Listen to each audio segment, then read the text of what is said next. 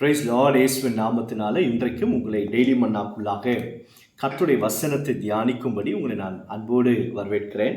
கர்த்தருடைய வசனத்தை ஆமோஸ் 9வது அதிகாரம் 12வது வசனத்தை நாம் வாசித்து தியானிக்க போகிறோம்.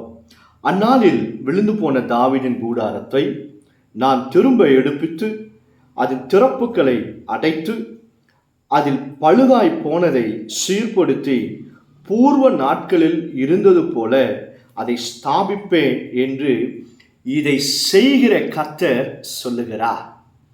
தாவீதின் கூடாரத்தை கர்த்தர் சொல்லுகிறார் நான் எடுப்பித்து. அடுத்தது சொல்றாரு திரும்ப அவர் எடுப்பிக்கிறாரா. அடுத்தது திறப்புகளை அடைத்து, எங்கெல்லாம் ஓட்டை இருக்கோ அந்த ஓட்டைகள் எல்லாம் நான் அடைத்து பழுதாய் போனவைகளை சீர்படுத்துவேன். கெட்டு போனதையெல்லாம் நான் திருப்பி ரிப்பேர் பண்ணி பூர்வ நாட்களில் இருந்தது போல அந்த கூடாரத்தை நான் மீண்டுமாய் அதன் ஸ்தானத்தில் வைப்பேன் என்பதாக இதை செய்கிற கர்த்தர் சொல்லுகிறாராம். அல்லேலூயா. விழுந்து போன தாவீதின் கூடாரத்தை கர்த்தர் மீண்டுமாய் எடுப்பித்து கட்டுகிறதை போல இந்த வசனத்தை கேட்கிற உங்க வாழ்க்கையை கர்த்தர் மீண்டும் கட்டுகிறார். எங்கெல்லாம் சாத்தான் ஓட்டையை வச்சிருக்கிறானோ உங்க வாழ்க்கையில அதை கர்த்தர் அடைத்து, எப்படியெல்லாம் சாத்தா உங்க வாழ்க்கையில பழுதுகளை கொண்டு வந்தானோ அவைகளை சீர்படுத்தி நீங்க இழந்து போன ஸ்தானத்துல கர்த்தர் உங்களை மீண்டும் எடுப்பித்து நிறுத்த போகிறார். கையை உயர்த்தி ஆமேன் சொல்லிடுங்க. ஆமேன். யார் சொல்றாரா? இதை செய்கிற கர்த்தர் சொல்லுகிறார். இந்த வசனத்தை புதிய ஏற்பாட்டில் அப்போஸ்தலர் 15வது அதிகாரம் 16-17 வசனத்துல இதே வசனத்தை கோடிட்டு இதை மீண்டுமாக யாக்கோபு என்கிற கர்த்தருடைய சீஷன் சொல்லுகிறார். பர்னபா மூலமாய் பவுல் மூலமாக அநேக புறஜாதிகளுக்கு கிறிஸ்து இயேசுனுடைய சுவிசேஷம் பிரசங்கிக்கப்படுகிற நேரத்தில் யாக்கோபு எழும்பி இந்த வசனத்தை குறிப்பிட்டு சொல்றாரு. ஏன் கர்த்தர் விழுந்து போன தாவீதின் கூடாரத்தை மீண்டுமாய் கட்டுகிறார்? ஏன் அவர் சீர்படுத்துகிறார்? ஏன் அவரை அடைப்புகளை அடைக்கிறார்? அப்படின்னா புறஜாதி மக்களும் கர்த்தரை தேடும்படியாக இதை செய்கிறார். அல்லேலூயா. இயேசுவை இதுவரைக்கும் அறிந்து கொள்ளாதவர்களும் இயேசுவை அறிந்து கொள்ளும்படியாக கர்த்தர் உங்க கூடாரத்தை எடுப்பித்து நிறுத்துகிறார். தேவன் உங்களை சீர்படுத்துகிறார். பழுதாய் போனவைகளை கர்த்தர் சீர்படுத்துகிறார். உங்க குடும்ப வாழ்க்கை முடிஞ்சிருச்சுன்னு சொல்லி நினைக்கிறீங்கல்ல, கர்த்தர் அதை மீண்டுமாக எடுப்பித்து அதை சீர்படுத்துகிறார்.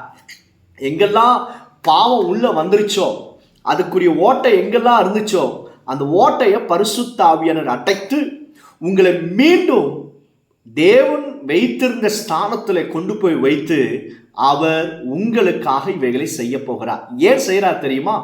உங்கள் மூலமாக இயேசுவை அறியாத புறஜாதி மக்களும் இயேசுவை தேடும்படியாக கர்த்தர் இதை உங்க வாழ்க்கையில செய்கிறார். இதை வாசிக்கிற, இதை கேட்கிற அருமையான நண்பரே, தேவ பிள்ளைகளை, நீங்க என் குடும்ப வாழ்க்கை கெட்டு போயிடுச்சு, என் வியாபாரம் எல்லாம் கெட்டு போயிடுச்சு, என் ஊழியம் எல்லாம் கெடுத்துட்டாங்களே என்று சொல்லி வருத்தத்தோடு இருக்கீங்களா? இன்னும் சிலர் என் வாழ்க்கையை கெடுத்துட்டாங்க பிரதர் என்று சொல்றீங்களா? உங்களை பார்த்து கர்த்தர் சொல்லுகிறார், நான் உன்னை மீண்டும் உன் வாழ்க்கையை நான் எடுப்பித்து கட்ட போகிறேன். எப்படி தாவீதின் விழுந்து போன கூடாரத்தை கர்த்தர் எப்படி எடுப்பித்து அதை சீர்படுத்தி அதை அடைப்புகளெல்லாம் அடைத்து அதை நிலைநிறுத்தினாரோ அதே போல கர்த்தர் உங்களுக்கும் செய்ய போகிறார். உங்களை ஆண்டவர் உங்க வாழ்க்கையை மீண்டும் கட்டுகிறார், மீண்டும் சீர்படுத்துகிறார். நல்ல கவனிங்க. இந்த காரியத்தை கர்த்தர் ஏன் செய்கிறார் தெரியுமா? உங்களுக்காக அவர் இதை செய்கிறார். ஏன் அப்படின்னா புறஜாதி மக்களும் இயேசுவை தேடும்படியாக இது கர்த்தர் உங்க வாழ்க்கையில செய்ய போகிறார். அல்லேலூயா. சமாரிய ஸ்திரீக்கு 5 புருஷர்களாம். 6வது இருக்கிறவனும் அவருடைய புருஷர் இல்லையா. ஆனா இயேசுவை சந்தித்த மாத்திரத்துல அந்த அம்மாவுடைய விழுந்து போன அந்த வாழ்க்கையை கர்த்தர் மீண்டும் சீர்படுத்தினார். ஒருவேளை பிசாசுக்கு நீங்க இடம் கொடுத்து பாவத்தை செய்து விழுந்து போய் பிசாசுக்கு இடம் கொடுத்ததுனால எல்லாவற்றையும் கெடுத்து போட்டிருக்கலாம். இன்றைக்கு நீங்க கர்த்தர் பக்கமாய் திரும்பும் பொழுது அவர் மீண்டும் உங்க வாழ்க்கையை எடுப்பித்து கட்டப் போகிறார். நீங்க இழந்து போன சுகத்தை கர்த்தர் உங்களுக்கு மீண்டும் கொடுக்கிறார். நீங்க இழந்து போன உங்களுடைய பணம், ஆசீர்வாதத்தை கர்த்தர் உங்களுக்கு கொடுக்கிறார். உங்க பிள்ளைகள் உங்க பேச்சை கேட்காம ஓடி போய் கல்யாணம் பண்ணிட்டாங்களா?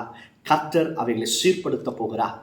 தேவனுக்கு மகிமை செலுத்தாதபடிக்கு சத்துரு உங்கள் வாழ்க்கையில் பலவிதமான காரியத்தை செய்திருக்கிறானா, கர்த்தரவைகள்லாம் ஒழுங்குபடுத்தி சீர்படுத்துகிறார். இதன் மூலமாக திரளான ஜனங்கள் உங்கள் மூலமாக இயேசுவை அறிந்து கொள்ளும்படியாக பரிசுத்த ஆவியானவர் இதை இந்த நாள் முதற்கொண்டு செய்ய ஆரம்பிக்க போகிறார். அல்லேலூயா.